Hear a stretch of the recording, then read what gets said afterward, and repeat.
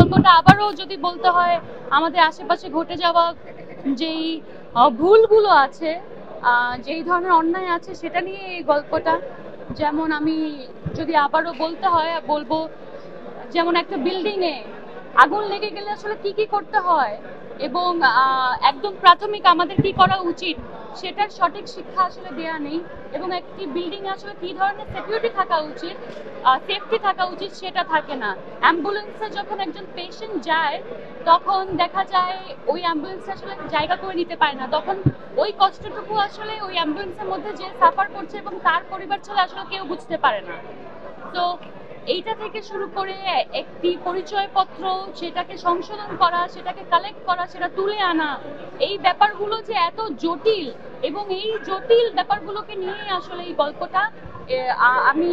আমি এটাই বলবো, প্রিয় মালতী আপনাদের একদম কাছের হলে চলছে, আর আজকে জয়া আপুর ফিল্মটা তো আসছে। আজকে থেকে আমার মনে হয় উইমেন সেন্ট্রিক কাজ আমাদের ইন্ডাস্ট্রিতে খুব কম হয়, এবং এই বছরটা শেষ হচ্ছে দুটি উইমেন সেন্ট্রিক কাজ দিয়ে। আমরা সবসময় মেয়েদের অধিকার নিয়ে কাজ করি, কিন্তু যখনই তারা আসলে কোনো কিছু করে তখন আসলে যেইটুকু সাপোর্ট দেওয়া উচিত, মেয়েদেরকে এগিয়ে যাওয়ার জন্য যেইটুকু পুশ দেওয়া উচিত সেই পুশটুকু আসলে পাওয়া যায় না। তো এই দায়িত্বটা আপনাদের হাতেই, যে আপনারা আসলে মেয়েদেরকে কোন পর্যায়ে দেখতে চান, কোন জায়গা দেখতে চান। অডিয়েন্স হিসাবে এটা দায়িত্ব আপনাদের, এবং আপনারাই পারবেন পরিবর্তন আনতে।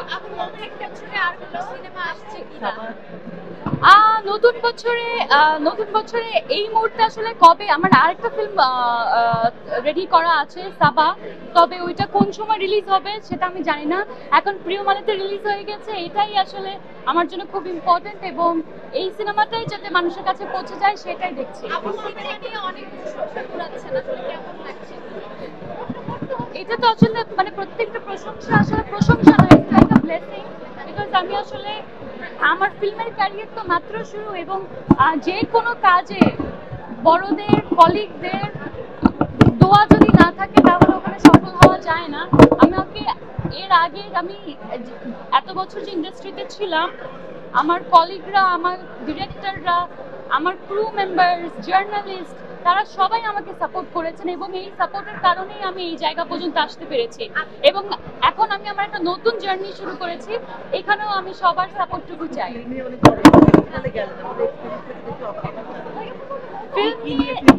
হ্যাঁ, অনেক এক্সপিরিয়েন্স নিয়ে ফিরেছি।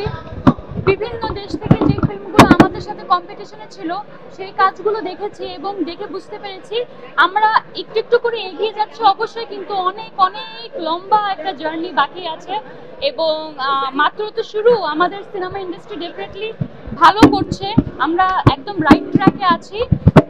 আমরা আমাদের দেশটাকে রিপ্রেজেন্ট করতে পারছি ইন্টারন্যাশনাল ফেস্টিভ্যালসের মাধ্যমে, এটা আমার জন্য একটা বাড়তি পাওয়া ছিল। আমার দুটো ফিল্ম নিয়ে আমি ইন্টারন্যাশনালি বেশ কিছু ফেস্টিভ্যালসে ট্রাভেল করতে পেরেছি। প্রতিবার যখন আমাদের সিনেমার নামের সাথে যখন বাংলাদেশ এই শব্দটা, আমাদের দেশের নামটা উচ্চারণ হয়, ততবারই আসলে মনে হতো যে দেশের জন্য একটু কিছু হলেও করতে পেরেছি, এবং একটা সিনেমা নিজের দেশকে রিপ্রেজেন্ট করতে পারছি অন্যান্য সব ইন্টারন্যাশনাল কাজের সাথে।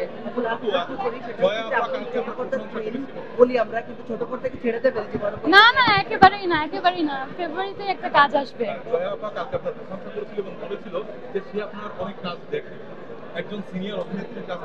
আসলে জয়া আপুর মন অনেক উদার, এন্ড উনার মতো পার্সোনালিটি আসলে হয়ই না।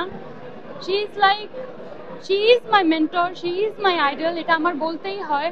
এবং জয়া আপুর কাজ আমি যেভাবে ফলো করি, আমি খুবই অবাক হই যখন আমার একটা কাজ রিলিজ হয় এবং জয়া আপু আমাকে কল কিংবা টেক্সট করে বলে যে বাবু তোর এই কাজটা আমি দেখেছি, সুন্দর হয়েছে, বা এই জিনিসটা আরেকটু ইমপ্রুভ করতে পারবে তুমি। তো এই ব্যাপারটা আসলে একজন আর্টিস্টের কাছ থেকে যখন পাওয়া যায়, এটা অনেক বড় একটা পাওয়া, এবং তার মতো দক্ষ একজন অভিনেত্রী যখন আমার ভুলগুলো ধরিয়ে দেয় কিংবা আমাকে আরো ইমপ্রুভ করতে বলে, কিংবা যখন বলে যে কাজটা ভালো হয়েছে, ইউ ডিড ওয়েল, এটা আমার জন্য মনে হয় অনেক বড় একটা অ্যাচিভমেন্ট।